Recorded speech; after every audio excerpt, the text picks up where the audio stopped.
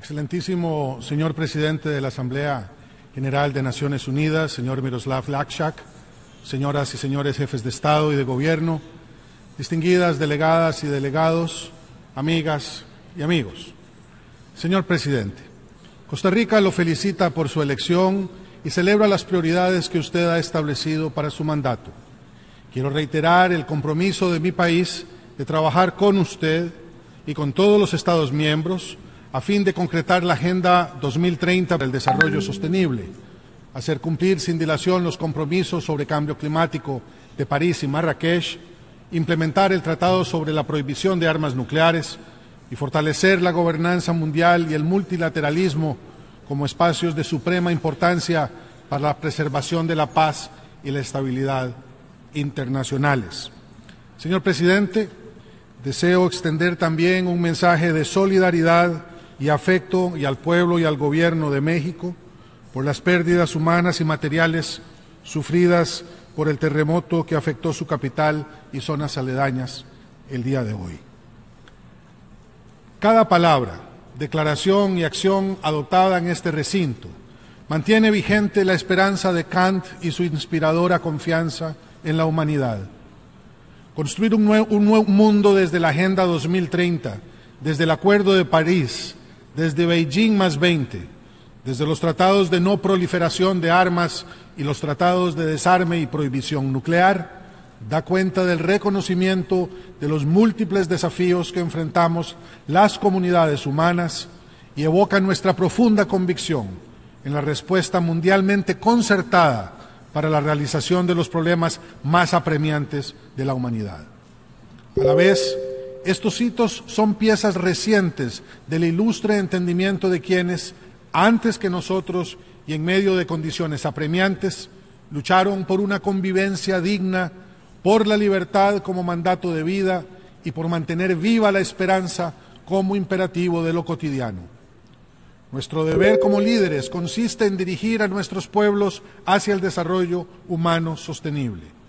En ello radica la potencia ética de nuestras acciones, tanto en nuestros escenarios domésticos como en esta Asamblea, cuya trascendencia requiere del compromiso activo de generar bienestar y luchar contra la desigualdad, la injusticia y la violencia. Implica incomodar a quienes se oponen a que en el mundo sea un hogar abierto, sin prejuicios y resplandeciente para todas y todos, y por lo tanto no es una aspiración libre de resistencias e incomprensiones. Frente a esos muros de miopía o maldad, Costa Rica siempre ha optado por el trabajo honesto, la incansable capacidad de darnos a los demás con generosidad, pese a nuestra pequeñez. Mi país ha elegido la compasión, la solidaridad y la construcción de la paz como los valores principales para el pleno respeto de los derechos humanos. Y en ese marco ha hecho del derecho internacional, del multilateralismo activo y del rechazo a la depredación del ambiente, los mecanismos idóneos para la resolución de conflictos al interior y entre los estados del mundo. Ese ha sido y seguirá siendo, en resumen, nuestro compromiso con la humanidad. En el mes de septiembre del año 2016, Costa Rica se convirtió en el primer país en suscribir un pacto nacional por el cumplimiento de los objetivos de desarrollo sostenible, con la particularidad de incorporar en este proceso a los máximos representantes de los supremos poderes de la República, representantes de los gobiernos locales, del sector empresarial, las iglesias, organizaciones sociales y academia,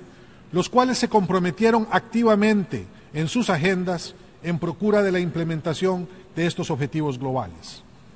Al amparo de esta iniciativa, se logró alinear nuestro Plan Nacional de Desarrollo 2015-2018 con los Objetivos de Desarrollo Sostenible y las metas sectoriales de programas y proyectos nacionales y locales, y se estableció la estrategia funcional para la planificación, implementación y seguimiento de esos objetivos, la cual opera bajo un esquema de concertación, diálogo y rendición de cuentas. Hace 2 años, planteé en este mismo foro que Costa Rica se comprometía con el diseño e implementación de los instrumentos adecuados para librar una campaña real y sostenible contra la pobreza. Dada su naturaleza multidimensional, adoptamos el índice de pobreza multidimensional junto con la estructura de gobernanza funcional y multiactor, la cual constituyó uno de los avances más importantes en la disminución de la pobreza en Costa Rica por primera vez en 7 años, por medio de una apropiación articulada y coordinada en la toma de decisiones, diseño de iniciativas e implementación de estrategias a nivel país. En esta línea, Costa Rica y otros 42 países que están presentes en esta asamblea presentamos un informe nacional voluntario sobre la implementación de los Objetivos de Desarrollo Sostenible con ocasión del Foro Político de Alto Nivel de Naciones Unidas. También en ese mismo sentido, Costa Rica auspició, junto con los demás países miembros del Sistema de la Integración Centroamericana, la armonización de la agenda regional de Centroamérica con dichos objetivos. Costa Rica ha entendido y asumido la naturaleza integral, universal y multidimensional de los ODS. Consideramos que su implementación requiere, por lo tanto, de innovar la política y la gestión pública. No dejar a nadie atrás es una responsabilidad del Estado y del Gobierno, pero estas instancias no pueden actuar solas. Por esa razón, la Agenda 2030 debe asentarse en el consenso, en la generación de sinergias y en la participación creativa y compromiso de múltiples actores y sectores productivos. Sobre todo en el compromiso y el llamado a la acción de esta Asamblea,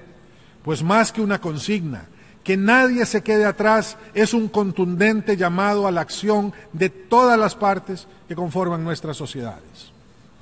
Destaco entonces el contenido y la calidad del reporte del Secretario General para el reposicionamiento del Sistema de Naciones Unidas para el Desarrollo, a fin de honrar los ambiciosos objetivos de la Agenda 2030.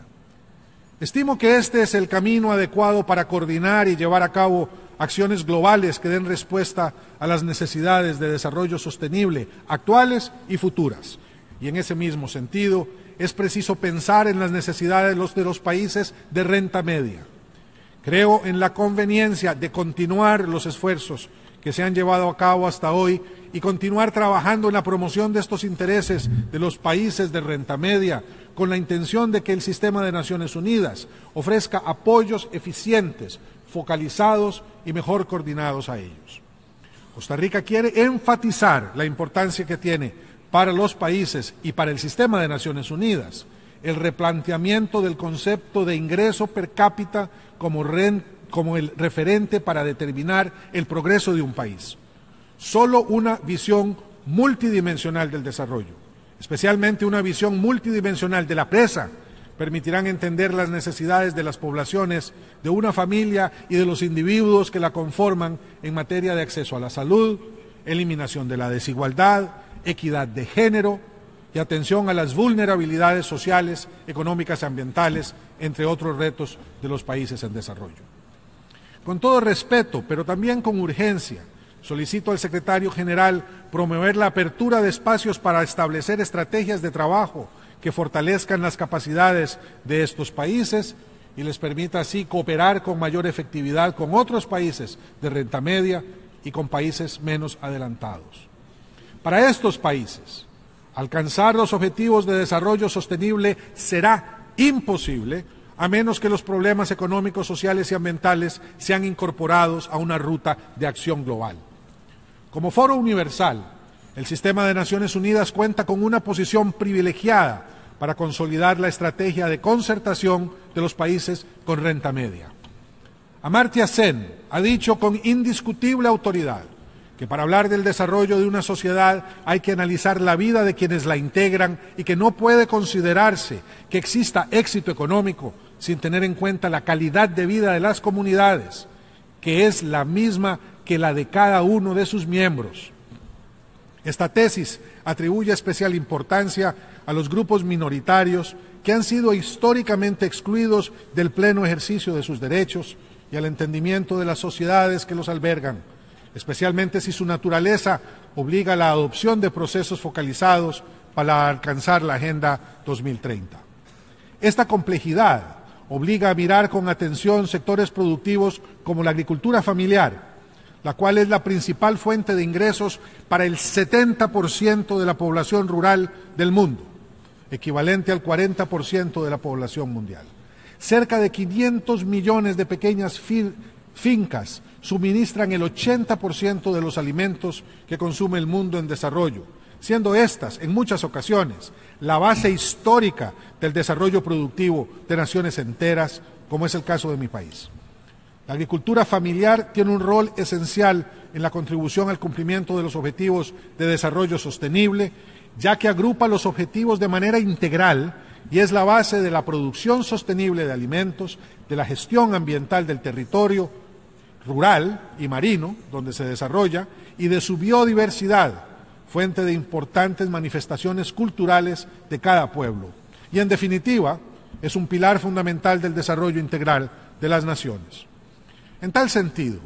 junto con un grupo de países de diferentes partes del mundo, Costa Rica tendrá el honor de presentar durante este periodo de sesiones una resolución para declarar el Decenio de la Agricultura Familiar 2019-2028, inspirado en el éxito alcanzado por el Año Internacional de la Agricultura Familiar, aprobado por la Asamblea General en el 2014. Señor Presidente, la igualdad de género continúa siendo un objetivo de la mayor importancia en todas las naciones. Cada día son más palpables los esfuerzos de las mujeres en la búsqueda del pleno reconocimiento y ejercicio de sus derechos. Sus luchas son consustanciales a la construcción de sociedades verdaderamente democráticas y a la convivencia inclusiva en todos nuestros países. Más aún, la lucha por los derechos plenos de las mujeres es un ejercicio sin cuya plena realización resultará imposible hacer realidad los objetivos de desarrollo sostenible en el plazo previsto por esta organización. La literatura es vasta y las declaraciones políticas son contundentes al resaltar el sensible déficit democrático y perjuicio en términos de desarrollo que se deriva de la persistencia de estructuras patriarcales y machistas forjadas en otros tiempos, pero reproducidas hoy día, dada la ausencia de educación en derechos humanos y de respeto a la convivencia democrática. La desigualdad de género no es un tema que nos sea ajeno y se manifieste de manera oculta en el trasfondo de las relaciones internas de países más allá de nuestra vista. La desigualdad está frente a nuestros ojos. Tomemos un momento para mirar a nuestro alrededor. Es imperativo hacer acciones concretas para que sean pares plenos en este importante recinto. Mi país ha entendido este compromiso y acoge las propuestas de trabajo de International Gender Champions, orientadas a reversar la tendencia de desigualdad de género dentro de las Naciones Unidas y tomar acciones específicas para esta sesión 72ª, al hacer un llamado a los campeones de género para promover el balance dentro de sus delegaciones asistentes al debate general durante la semana de alto nivel de esta Asamblea. La participación efectiva de las mujeres en la esfera económica de sus sociedades tiene impactos profundos y significativos en otras áreas de autonomía, ya que una mujer económicamente empoderada es una persona con las herramientas y capacidades para impactar positivamente sus comunidades y sus familias. Si bien es cierto, muchas de las mujeres trabajan, son empresarias, laboran en el sector público o privado, científicas, artistas, millones lo hacen en el sector informal. Otras tantas realizan trabajo doméstico y de cuidado no remunerado. Se estima que el trabajo no remunerado de las mujeres equivale a 10.000 millones de dólares al año, lo que constituye el 13% del Producto Interno Bruto global. Sin embargo, si he de escoger un ejemplo insultante y absurdo de esta discriminación, el que me sigue indignando más es que las mujeres en promedio reciban un 25% menos del pago de los hombres por trabajo igual. Tuve el honor de copresidir el panel de alto nivel para el empoderamiento económico de las mujeres junto a la presidenta de IKEA Suiza, Simona Scarpaleggia, por encargo del exsecretario general Ban Ki-moon y de ONU Mujeres. El reporte final de este trabajo, en el que participaron mujeres de todo el mundo, concluyó que, y cito, es indispensable expandir la cobertura de la protección social y el acceso a la justicia con garantías legales, que el cuidado también es una actividad económica cuyo aporte debe reflejarse en la productividad de los países, que los hombres debemos ser corresponsables del cumplimiento de esta labor y las empresas e instituciones públicas están llamadas a favorecerlo, que las mujeres tienen el desafío de acceder a servicios digitales y financieros, así como a ser titulares de la redistribución de la tierra,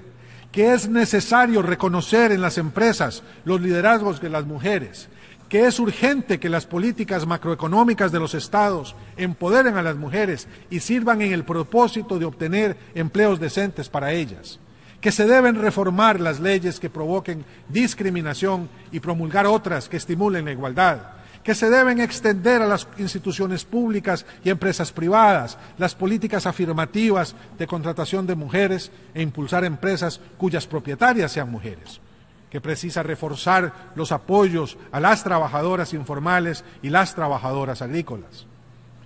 Ciertamente se requiere de la adopción de una estrategia multidimensional e intersectorial para el abordaje de las barreras que impiden el empoderamiento económico de las mujeres.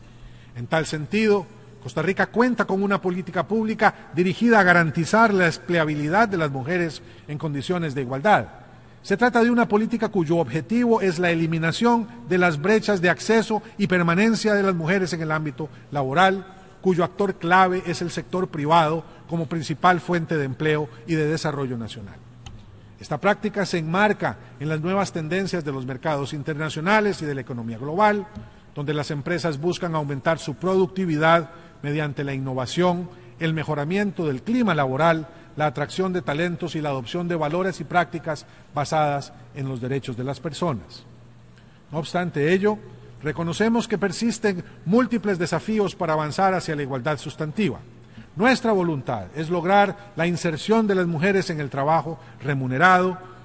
con medidas que erradiquen la división sexual del trabajo y posibiliten la autonomía económica y la calidad de vida como condición necesaria para el ejercicio pleno de los derechos de las mujeres. Y si me lo permiten, deseo solo por un momento enviar este mensaje en idioma inglés a todas las mujeres que con su trabajo enaltecen a sus familias y comunidades locales y nacionales. Today, I extend my recognition to all women on earth. You are capable enough to move ahead despite the rigid and rude patriarchal heritage that tends to not acknowledge your abilities and accomplishments.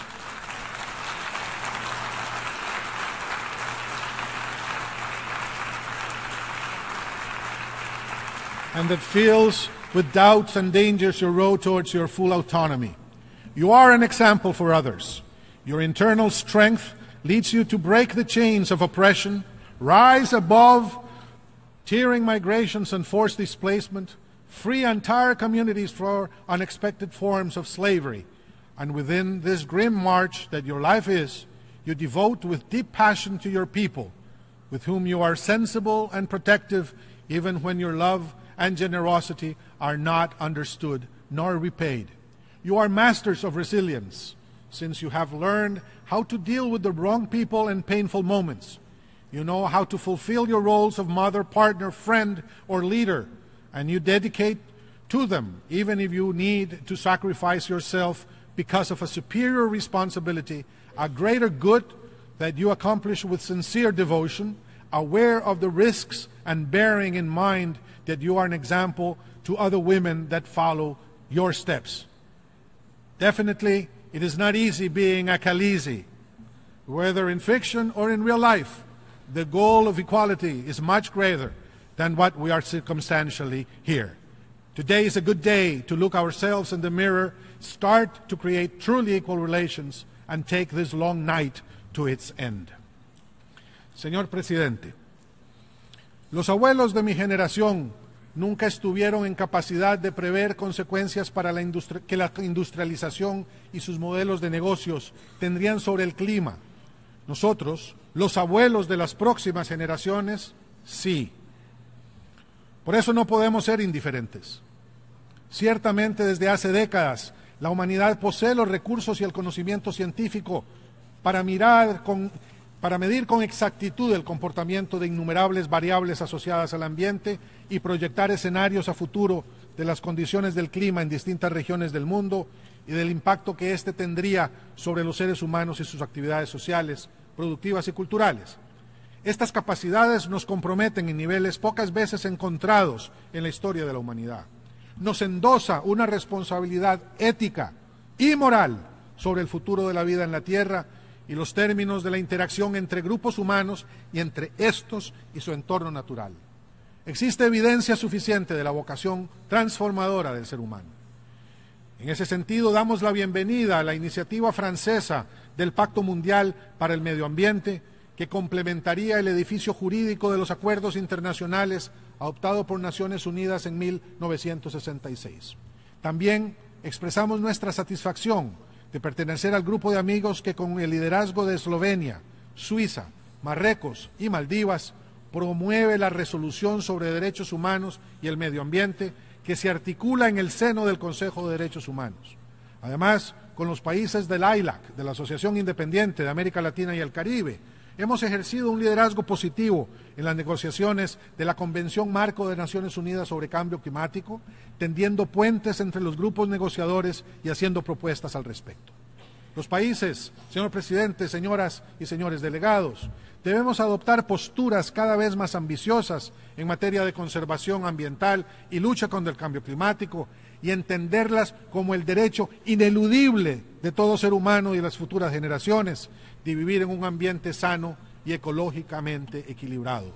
Cuenten, señor secretario y delegadas y delegados, con el apoyo incondicional e irrestricto del pueblo y del gobierno costarricenses en el impulso de esta agenda vital.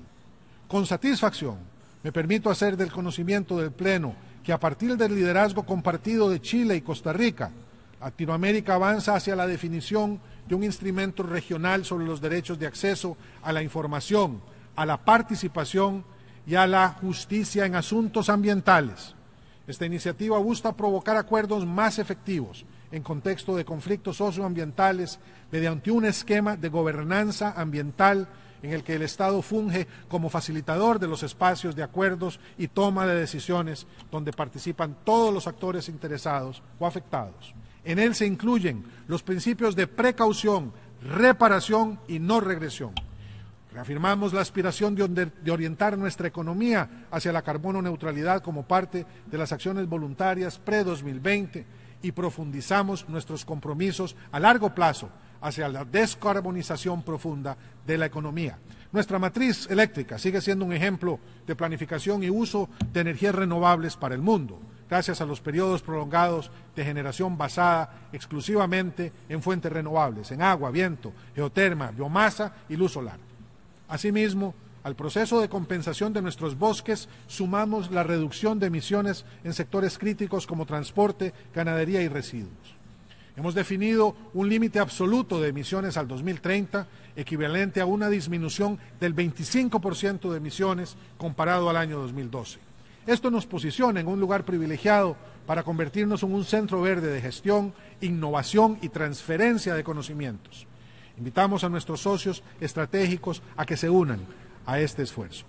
Es claro que no podremos mejorar la salud de nuestros océanos si no cambiamos nuestros hábitos de producción y de consumo en tierra firme. Y en tal sentido, la reciente emitida Política Nacional de Saneamiento de Aguas Residuales y la Estrategia Nacional de Sustitución de Plásticos procuran detener la contaminación producto de las actividades terrestres y revertir sus efectos acumulativos, con lo cual se pretende sustituir el uso de pajillas, removedores de café y envases plásticos. Y adicionalmente, trabajamos en acabar con las prácticas pesqueras destructivas y articular esfuerzos a fin de que las poblaciones costeras puedan desarrollarse a partir del uso y gestión sostenible de los recursos marino-costeros. En esta misma línea de conservación, presentamos la Política Nacional de Humedales, la cual pretende la rehabilitación ecológica de los ecosistemas de humedales de Costa Rica y el impulso de acciones para su aprovechamiento sostenible y participativo, así como el establecimiento de un marco de acción planificado a largo plazo para lograr la restauración de los sistemas de humedales nacionales y asegurar un aprovechamiento responsable de los mismos que contribuya a la mejora de la calidad de vida de las comunidades que pueden aprovecharlos. Creemos que todos estos esfuerzos favorecen no solo a la atención y mitigación del cambio climático, sino también tienen un impacto en los derechos humanos y las políticas públicas de promoción de la igualdad de género, la no discriminación y el disfrute de los derechos de los pueblos indígenas. Por eso también damos la bienvenida al proceso de preparación del Pacto Global para una migración regular, segura y ordenada, y el Pacto Mundial para Refugiados. Quiero recordar acá el principio de progresividad de los derechos humanos, principio esencial que implica la ampliación de gama de derechos concedidos y por el cual no podemos volver atrás, pero que principalmente conlleva la idea de que estamos llamados a cubrir a nuestros habitantes cada vez más y con mejores garantías que permitan el ejercicio libre y pleno de cada uno de estos derechos. El siglo XX fue testigo de algunos de los mayores y más atroces conflictos por los que la humanidad ha atravesado. El fin de la Segunda Guerra Mundial marcó una amenaza aún mayor, una con el potencial, ahora sí, de destruirnos como especie. La carrera armamentista nuclear fue, durante gran parte de la segunda mitad del siglo pasado, un desvelo constante que amenazaba la continuidad de la familia humana. Costa Rica ve con gran preocupación los eventos desarrollados en la península coreana, el incremento en la retórica belicista en aquel rincón del continente asiático significa una seria y real amenaza a la paz y estabilidad no solo de esa región, sino del mundo. Costa Rica mira con asombro cómo, a casi 3 décadas del final de la Guerra Fría,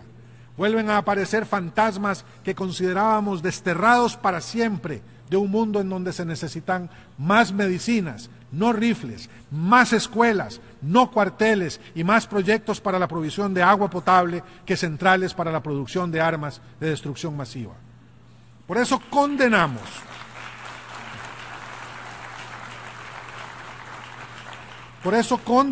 firmemente y con vehemencia la nuclearización de la península de Corea. Siempre estaremos al lado del diálogo, la diplomacia activa y el multilateralismo. Hacemos un llamado para que las partes involucradas, así como el Consejo de Seguridad de Naciones Unidas, asuman un rol activo para evitar escalamientos de la tensión que puedan derivarse en consecuencias nefastas y de las cuales existe el riesgo de no retorno. No podemos guardar silencio ni quedarnos de brazos cruzados y por ello, junto con el secretario general, demandamos que el Consejo de Seguridad actúe de forma inmediata, como es su responsabilidad, para contener esta situación. Señor presidente, vemos con esperanza, alegría y orgullo cómo en julio de este año fue finalmente aprobado el Tratado sobre Prohibición de las Armas Nucleares, un proceso en el cual felicito a la señora embajadora costarricense Elaine White, quien como presidenta de la conferencia de estas negociaciones lideró el proceso con valentía y con gran habilidad. Este esfuerzo, junto con el realizado por las delegaciones participantes, convirtió en realidad un sueño esperado por más de 7 décadas. Este tratado es un mensaje rotundo de que la mayor parte de la membresía de Naciones Unidas no apoya, no acepta y no considera a las armas nucleares como legítimas y que la comunidad internacional deja claramente establecido que las armas nucleares no solo son inmorales y éticamente rebatibles, sino que a partir de ahora también serán ilegales. Se establece por consiguiente una nueva norma del derecho internacional de prohibición absoluta de las armas nucleares en toda circunstancia y se dispone de un marco sólido y legalmente vinculante para la destrucción y total eliminación de las armas nucleares de forma transparente, irreversible y verificable en plazos específicos. Como democracia desarmada, que descansa su defensa enteramente en el derecho internacional, nos satisface que además de prohibir el desarrollo, producción, fabricación, transferencia, posesión, almacenamiento, emplazamiento, instalación o despliegue de las armas nucleares, el tratado prohíba explícitamente la amenaza de su uso, con lo cual se ilegalizan también las llamadas doctrinas de seguridad de disuasión nuclear. Ahora, muchos dirán que todo este esfuerzo carece de sentido, en el tanto ninguno de las potencias nucleares ha querido formar parte de él. Les digo con respeto que creo que están equivocados. El deseo de los 122 países que aprobaron el texto del tratado es la voz legítima de los pueblos amantes de la paz y de la defensa de la humanidad. Todo esfuerzo por estar al lado del desarme jamás será un sinsentido. Estar al lado de la paz jamás será un error. Costa Rica aplaude a estos 122 países, a todos los que firmaremos mañana el tratado, y hace un llamado vehemente para que otros más se sumen a él, de manera tal que podamos asegurarnos un futuro para nosotros y para quienes vendrán después de nosotros, a seguir construyendo el mundo que soñamos. Costa Rica no deja de sorprenderse ante los atentados terroristas que lamentablemente suceden en algún lugar del mundo prácticamente todas las semanas del año. Queremos, una vez más, expresar nuestra absoluta e inequívoca condena del terrorismo y de todas sus formas y manifestaciones, sin importar quién lo cometa, en qué lugar lo cometa, ni con qué fines se cometan, así como la necesidad de llevar a sus autores ante la justicia. La lucha contra el terrorismo debe estar enmarcada en una estricta observancia del derecho internacional, incluyendo el derecho de los derechos humanos, el derecho internacional humanitario y el derecho internacional de los refugiados. Deseo hacer hincapié en el papel neurálgico del derecho internacional como mecanismo legítimo para dirimir los conflictos entre los estados y a los que debemos hacer frente. Y deseo también a ese respecto, y precisamente pensando en que las sanciones económicas unilaterales carecen de eficacia como métodos de castigo a los gobiernos, pero sí la tienen para lesionar gravemente a los derechos de los pueblos, al bienestar y al desarrollo, manifestar la oposición de mi país al bloqueo que los Estados Unidos han impuesto a Cuba por 55 años con elevados costos humanos, económicos y sociales para su población. Señor presidente, hace 69 años Costa Rica decidió cambiar las armas y soldados por cuadernos y profesores. Hace 69 años decidió crear, fortalecer e impulsar al derecho internacional como la forma civilizada de solventar sus diferencias con otros. Y hoy, 69 años después, Costa Rica lo sigue creyendo así. El objetivo originario del nacimiento de las Naciones Unidas fue evitar el flagelo de la guerra para las generaciones futuras. Desde 1945 hasta hoy, el mundo ha cambiado vertiginosamente. Las amenazas, los retos fijos a la paz, y es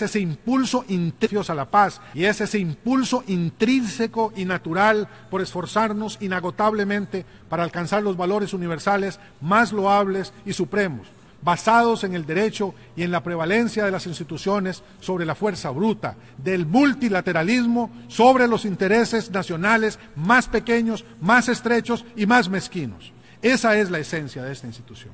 Hacer del bienestar de todas las naciones el sustento de la paz en cada una de ellas. No es al revés, no es en cada una de ellas el bienestar para alcanzar el bienestar mundial, sino el interés mundial para garantizar el interés y el bienestar de nuestras naciones individualmente consideradas. El poeta andaluz Federico García Lorca decía que el teatro es la poesía que se levanta del libro y se hace humana, y al hacerse habla, grita, llora y se desespera. Hoy tenemos la obligación de levantarnos de las palabras que hemos pronunciado y salir al mundo a hacerlas realidad. Hoy debemos de traer la esperanza de vuelta al corazón de cada habitante de este planeta y hacer que esa esperanza se materialice en una vida digna que se apoya en la garantía de cumplimiento de sus derechos y la plenitud de su libertad. Y si bien la lucha por los derechos humanos es una empresa histórica interminable, nunca antes el planeta ha contado con índices tan altos de educación, de paz y de menor cantidad de conflictos armados como en nuestro tiempo. Ello no debe ser un llamado a la desmovilización ni a la complacencia, sino un indicador de que, pese a todo, y aun cuando existen todavía regiones del mundo dominadas por la violencia estructural y bélica, la sociedad humana avanza por el camino correcto y no en poca medida gracias a los esfuerzos de esta organización. Señor presidente, delegadas y delegados, somos dueños de nuestro futuro, a pesar del dolor que genera la injusticia y la sinrazón que todavía prevalecen en nuestro tiempo. Somos más los convencidos, somos más las convencidas que sí es posible la bondad, la solidaridad, la libertad, la justicia, la paz, el perdón y la reconciliación, que quienes auspician la muerte, el dolor, la tortura, la militarización o el predominio del miedo sobre nuestra hermosa capacidad de crear. Señor presidente, amigas y amigos, este será el último discurso que dirija a este foro como presidente de Costa Rica. El año próximo, y amigos, este será el último discurso que dirija a este foro como presidente de Costa Rica. El año próximo, en cumplimiento de un ritual cívico que mi país celebra regularmente desde hace muchas décadas, mi pueblo enviará a un nuevo representante a que porte su voz en esta organización mundial de la que nos sentimos tan orgullosos. Así será muchas veces en el futuro, pues efímero, el mandato presidencial cuando se vive en democracia exige la renovación permanente de sus liderazgos. Pensando en este momento, desde hace meses, deseo dedicar estas palabras de cierre a mis hijas e hijos en representación de todas y todas las y los vuestros. Estas otras generaciones que hemos engendrado merecen también ser convocadas en este foro universal, porque en muchos sentidos son copartícipes de lo que sus progenitores aquí resolvamos. Ello tanto en un sentido metafórico como en un sentido profundamente humano. Mónica, Cristina, Beatriz, Diego, Ignacio y la pequeña Inés, sepan que cada vez que un padre o una madre de familia subió a este podio para predicar la paz y la justicia, la reconciliación o la solidaridad, lo hizo también pensando en ellas y en ellos, en su presente y en su futuro. Quiero que sepan que cada vez que un padre o una madre de familia clamó desde esta tribuna por los derechos humanos, por la igualdad entre mujeres y hombres, o por la defensa de la naturaleza contra las fuerzas irracionales de la avaricia humana o del consumismo, lo hizo sintiéndose responsable de su bienestar y el de sus compañeros y compañeras generacionales. Y quiero que sepan también que su padre y antes que él, otros padres y madres de familia costarricenses que desde aquí contemplaron esta augusta asamblea, lo hicieron con el gran orgullo de ser representantes de un pueblo digno, trabajador y valiente, que ama la libertad, que día a día construye la paz y que defenderá siempre los derechos humanos como bien supremo de nuestra familia universal. Eso debe hacerles sentirles orgullosos y felices, orgullosos de saberse parte de un continuo histórico que como las olas del mar se sucederá una y otra vez mientras en el mundo haya ilusiones y esperanzas de progreso humano. Y felices en la certeza de que nuestro trabajo en favor de la justicia y la paz no fue, ni ha sido, ni será en vano. Señor Presidente, señoras y señores delegados, hago votos para que las Naciones Unidas continúen siendo el sitial preferente del entendimiento entre los pueblos del mundo. No un espacio libre de conflictos, que esa no es desdichadamente la condición natural de nuestra especie, pero sí un punto de encuentro y acuerdo para hacer realidad las aspiraciones superiores de progreso humano que ésta requiere para sobrevivir. Y hago votos también para que esa misión pueda realizarse en un marco cada vez más luminoso de desmilitarización y desnuclearización, únicos caminos que harán posible esa supervivencia más allá de todos los esfuerzos que se hagan por garantizarla. Y también espero con toda el alma, con todo mi corazón, que las naciones de la tierra aquí representadas sean felices en la paz y capaces de hacer valer la sabia admonición bíblica de convertir las armas en arados, que no es sino otra manera de decir ser capaces de amarse unas a otras como a sí mismas. Muchas gracias, señor presidente. On behalf of the General Assembly, I wish to thank the President of the Republic of Costa Rica for the statement just made. And may I request representatives to remain seated while we greet the Head of State.